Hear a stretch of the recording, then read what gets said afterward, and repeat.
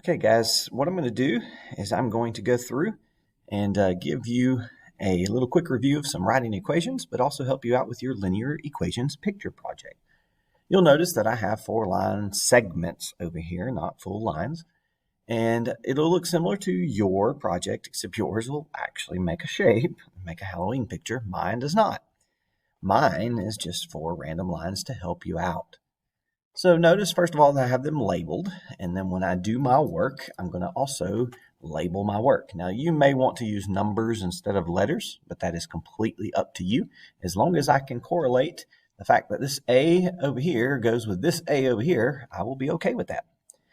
So I'm going to do my work for this equation. So I'm going to come over here, and I'm going to say, all right, I want to find this line, this linear equation. Now, I've tried to make this one fairly simple, meaning I've got a point here and I've got a point here, so I can use those. But I also have a few points that are maybe closer together that I could use these 2 points. But I want to find those 2 things that we focused in on for linear equations. I want to find my slope and I want to find my y-intercept. So I'm going to find my m, I'm going to find my b. So my slope on this one, notice that this one is going up 1 over 1, up 1 over 1, up 1 over 1, up 1 over 1. So my slope is 1. Notice my y-intercept is here. It crosses through the y-axis at 3. So my equation for this one would be y equals 1x plus 3. You don't have to put the 1 in front of the x, but if you do, it's okay. But that is my equation of this line. The problem is this equation right here means the whole entire line. So how do I tell somebody to stop it here and stop it here? This is where knowing what those points actually are will help you out. Knowing that this point right here is -5, -2, and this point up here is the point 6, 9. Now, guys, I counted those really quickly. You might need to take a little bit more time. That tells me my domain and my range. Remember, the domain is the x values. The range is the y values. So my domain would be x values, -5, up to 6. And so the way that we wrote that was -5 is less than or equal to x is less than or equal to 6. That tells me from -5 up to 6. That's where my x's are. The range is from -2 for y up to 9. And again, guys, what we're doing there is we're just showing our starting and our ending values.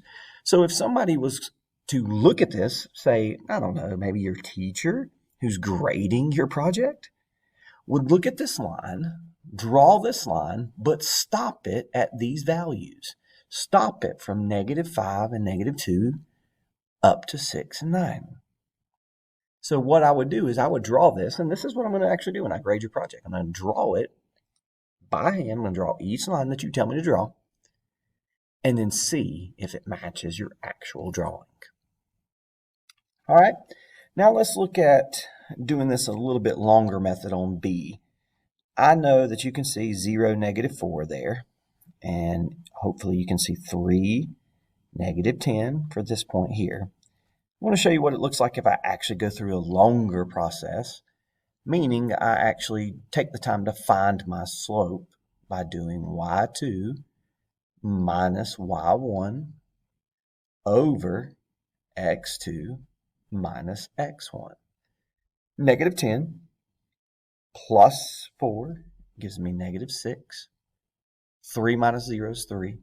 So -6 over 3 is -2. There's my m.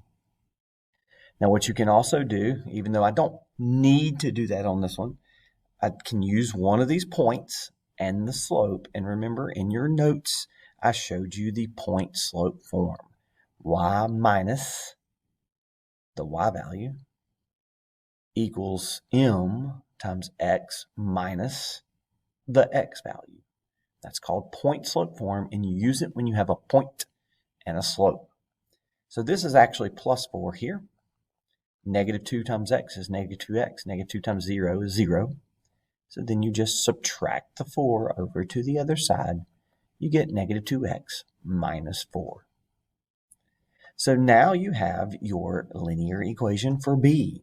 But again, I need you to tell me the domain. I'm going to use D and the range R.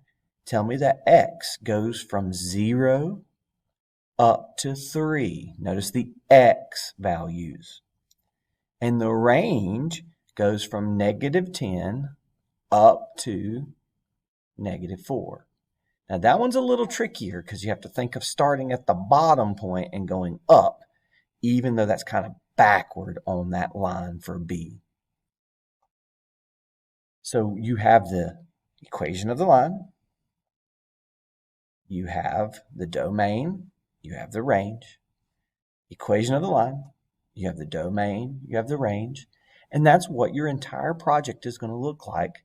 But you're also going to have the picture for me so I can kind of check my answer and see if I did it right, or really to see if you did it right. So you also have some lines every once in a while that are vertical and horizontal lines. So the next thing that we're going to do is we're going to take a look at C and D. So for horizontal and vertical lines, the equation itself should be really quick and really simple, hopefully, to remember. When you are dealing with horizontal lines, remember the line is going straight across like the horizon. And all you have to do is be able to look and count and see that this is at 7 the entire time for y. Meaning no matter what x is, y is equal to 7. Another way to think about it, if you're thinking about that mx plus b, is that the slope of a horizontal line is 0. So that's why there's no mx in this one. So you have y equals 7. Your domain is the only thing you need to worry about for the horizontal lines because the y value is 7 the whole time.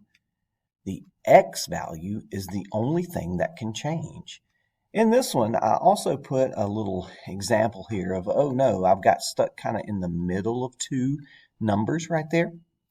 If that happens, I am okay with you going through and approximating that as negative 4.5 for your domain, because I know you may have a few like that. Just be careful. If you're finding your equation of your line like we did in B right here, do not use a decimal point for the slope. Find a point that is directly in the corner. Make it easier on yourself to actually do the formula and everything. So again, I'm okay with that when you're talking about the domain and even the range, but be careful when it comes to the actual points that you use to find your equation. Make sure that those points are nice points on the line somewhere, not something that's in between two. So the last one on here is the vertical line. The vertical line, I don't know why this thing switched colors on me all of a sudden. The vertical line, D, remember a vertical line always has the same x value the whole time. It does not have the same y value. It has the same x value. So it is always going to be x equals, and then again, you just count. This one happens to also be 7, x equals 7 the whole time. But your y's would be changing. So for the vertical lines, you will do the range from negative 3 up to positive 6 right here. Again, make sure that when you're talking about the range, you talk about the lowest y value up to the highest y value, like we did on A and B. So you do the same thing for line D here. So what you're going to do is you're essentially going to do this for your entire picture. You're going to have a label for the line, find the equation of the line, and tell me where the endpoints of the line are. And then what you're going to do is you're going to have a Word document or a Google document. I'm going to show you an example here of a Word document really quickly. So let me come back over here, make sure I'm going to be able to see that.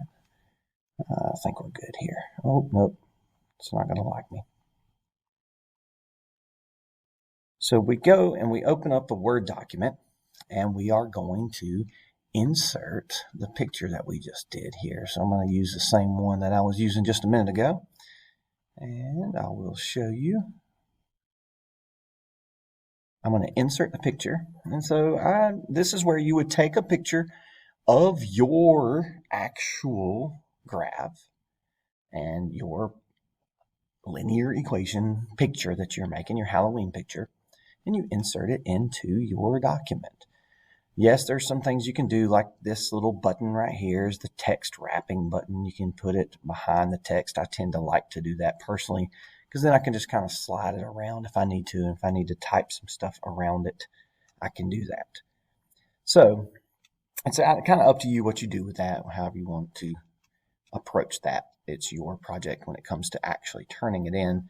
You might want to move this around. You might want to take it and slide it around and things like that. Now, of course, as I'm talking about that, this one's not going to be real nice to me all of a sudden.